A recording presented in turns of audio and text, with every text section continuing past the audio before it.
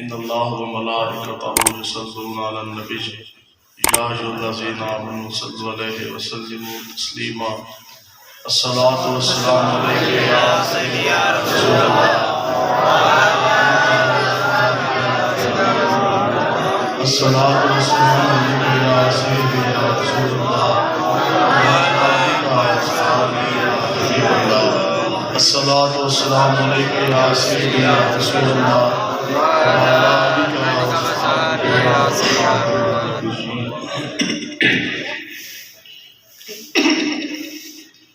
آپ تمام احباب حضور علیہ السلام کے غلام تشریف فرما ہے۔ تو بات یہ ہے کہ زندگی ایک مرتبہ، بالکل اسی طرح جو ہے وہ موت بھی ایک مرتبہ، اور میری زندگی کا مقصد تیرے دین کی سرفرازی، میں اس لیے مسلمان، میں اس لیے نمازی۔ مولانا روم رحمۃ اللہ تعالیٰ علیہ، آپ نے بڑا خوبصورت جملہ آپ نے لکھا ہے۔ آپ فرماتے ہیں کہ تم نے زبان سے تو کلمہ پڑھا اور ماشاءاللہ سے آپ کتنی عمر بیت گئی، آپ نے نمازیں بھی پڑھی، روزے بھی رکھے، ابھی پھر رمضان آنے کا، اور پھر آپ نے حج بھی کیے، زکاتیں بھی دی، صدقات بھی دیے۔ آپ فرماتے ہیں لیکن بندیا تو کبھی سوچا بھی ہے اتنے عرصے سے تم نے کلمہ بھی پڑھا، درود پاک بھی پڑھا، روزے بھی ہیں، نمازیں بھی ہیں، حج بھی ہیں، زکات بھی ہیں، صدقات بھی ہیں۔ آپ کہتے ہیں کہ کبھی تو نے یہ بھی سوچا کہ تیرا پڑھا ہوا کلمہ رب کی بارگاہ میں قبول بھی ہوا ہے کہ نہیں؟ کبھی تم نے یہ بھی سوچا کہ رات جو آج آپ نے عشاء کی نماز پڑھی ہے، زندگی میں جو آپ نے روزے رکھ لیے،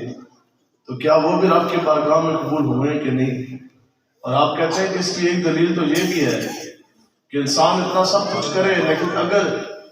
اس کی شخصیت کے اوپر نکھار نہ آئے، اور اگر اس کی ظاہری اور باطنی جو کیفیات ہیں وہ بھی تبدیل نہ ہو، اگر اس کی شخصیت کے بھی اوپر نکھار نہ آئے، تو آپ فرماتے ہیں کہ یہ یاد رکھو، یہ تو اٹل ہے بات، آپ نے نماز پڑھی، اس کا آپ کو ثواب مل گیا، گتی اعمال کی آپ کی بنتی جا رہی ہے۔ آپ نے روزے آگے 30 رکھے، 29 رکھے، جتنے بھی تھے، تو وہ گتی بن گئی، اعمال کا ذخیرہ تو بن گیا، لیکن آپ نے پھر فرمایا پھر ہوا کیا کہ ظلم یہ ہوا کہ نفس کا چوہا پھر اس کو کھا گیا۔ جیسے کوئی ذخیرہ آپ اکٹھا کرے اور چوہے اس کے اوپر حملہ آور ہو جائے، وہ کھا جائے، وہ ضائع ہو گئی۔ آپ کہتے ہیں پھر وہ نفس کے چوہے کون سے ہیں؟ آپ کہتے ہیں کہ پھر دولت یہ بھی نفس کا چوہا ہے، شہرت یہ بھی نفس کا چوہا ہے۔ مولوی بھی تو ہے نا جناب، ڈگری کرانی ہے تو 50,000 کا لفافہ پہلے تھے، پیر صاحب ہیں ان کو بھی جن کو زیادہ پیسے دو گے، آپ کو پتہ ہے آج کل کی جو سی مروجہ جو آج کل کی پیری فقیری زیادہ جو چاہ رہی ہے وہ یہی ہے، جہاں مرید زیادہ پیسہ دینے والا ہے اس کے لیے کھانا بھی علیحدہ، اس کے لیے راستے بھی علیحدہ، اس کے لیے ملاقات کا طرز عمل بھی علیحدہ۔ تو ساڑھے جی آپ کو غریب چلا جائے اس واسطے پانی والی دال ہے کہ کھائیں جناب برکتوں والی، تو مولوی ہیں وہ بھی کہتے ہیں کہ پہلے 20,000 پہلے دیں، پھر پیٹرول ہے، پھر 30,000 بعد میں دیں۔ تو آپ کہتے ہیں کہ یہ دولت اور یہ شہرت اور طلب دنیا اور جناب بغض، حسد، کینہ، بزدلی، مدانت، پھر اپنی ذات کے لیے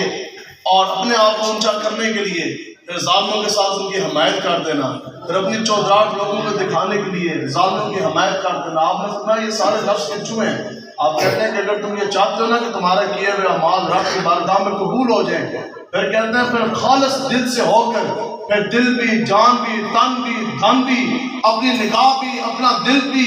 اور اپنا پیسہ بھی، اپنا مال و متاع بھی، اپنی زندگی کی ایک ایک سانس وہ حضور کے نام کرنا پڑے گی۔ جب آپ سب کچھ حضور کے نام کر دو گے، پھر وہ رب تمہارا ایک ایک کیا ہوا عمل اپنے بارگاہ میں وہ قبول و منظور کرے۔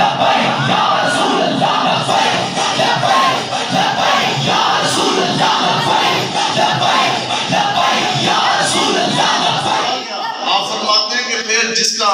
اندر گندا ہو گیا نا، جس کا باطن گندا ہو گیا، آپ سوچیں اتنا بڑا ہمارا وجود ہے اور اتنا سا وہ گوشت کا ایک لوتھڑا ہے ہمارا دل، اگر اسی وہ دل بھی حضور دے نہ کر سکیے، اتنا سا لوتھڑا بھی اگر نبیوں کے امام وجہ تخلیق کائنات آقا و مولا حضور علیہ السلام کے نام اگر ہم دل بھی نہ کر سکے، تو پھر بتاؤ کہ اس دنیا میں پھر آپ نے کیا کیا؟ آپ کے پاس کوئی ذخیرہ نہیں ہے، اور یہ دل کی ہی بات ہے۔ مولانا روح فرماتے ہیں کہ جس کا یہ باطن گندا ہو گیا نا، فطرت گندی ہوگی۔ آج لوگ ہیں، آپ نے دیکھا نہیں کہ 5ویں گریڈ کا کانسٹیبل ہے ممتاز حسین قادری، گل سمجھ آ جائے تو وہ کائنات کا ممتاز ہو جاتا ہے، لیکن یہ تو بڑے کرم کے ہیں فیصلے، یہ بڑے نصیب کی بات ہے۔ آپ نے یہ نہیں سوچنا فلاں کام کر رہا، فلاں نہیں کر رہا، ہم کر رہے وہ نہیں کر رہا۔ اللہ حضرت فرماتے ہیں یہ بڑے کرم کے ہیں فیصلے، یہ بڑے نصیب کی بات ہے۔ آپ نے دیکھا نہیں 5ویں گریڈ کا کانسٹیبل، چونکہ میں نے خود پولیس کے اندر 9 سال بطور انسپیکٹر میں نے نوکری کی ہے، اس لیے مجھے پتہ ہے کہ کانسٹیبل بیچارے کی کتنی جان ہوتی ہے۔ 15,000 روپے تنخواہ نہیں سی ممتاز قادری، 15,000 روپے تنخواہ نہ ہو اور محلے میں سارے لوگ جانتے بھی نہ ہو، اور 5ویں گریڈ کا وہ کانسٹیبل ممتاز قادری ہے، لیکن حضور کی عزت میں ایسا پہرا دیا کہ پوری کائنات میں ممتاز ہو رہی۔ انشاءاللہ روز حشر بھی ممتاز قادری کی شان نرالی ہوگی۔ آپ بتائیں کہ اس وقت کیا اس کے اوپر حوالدار اور تھانے دار اور ایس پی اور ڈی پی اور کمشنر ڈی آئی جی کا جرنیل نہیں بیٹھے تھے؟ سارے عہدے اپنے جگہ پہ ضرور موجود تھے، لیکن بات اتنی ہے جب برگاہ مصطفیٰ سے انتخاب ہو گیا تو بڑے بڑے وقت کے جرنیل، بڑے بڑے ڈی پی او اور بڑے بڑے کمشنر وہ بیٹھ کے سوچتے ہی رہ گئے۔ 5ویں گریڈ کا کانسٹیبل ممتاز بازی لے گیا، بالکل اسی طرح بڑے بڑے تاج والے، بڑے بڑے تخت والے اور بڑے بڑے وقت کے بادشاہ اور حاکم وہ سوچتے ہی رہ گئے ویل چیئر پہ بیٹھنے والے بابا جی بازی لے گئے کہ نہیں لے گئے؟